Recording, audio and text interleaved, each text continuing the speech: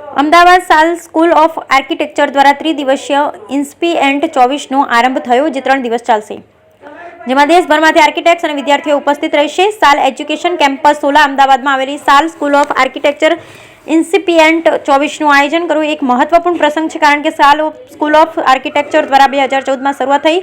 આ વર્ષે તેને 10 વર્ષ પૂર્ણ થયા. આ ઇવેન્ટમાં મોટી સંખ્યામાં આર્કિટેક્ટ્સ અને વિદ્યાર્થીઓએ રજીસ્ટ્રેશન કરાવ્યું અને ઇવેન્ટમાં હાજરી પણ આપી હતી.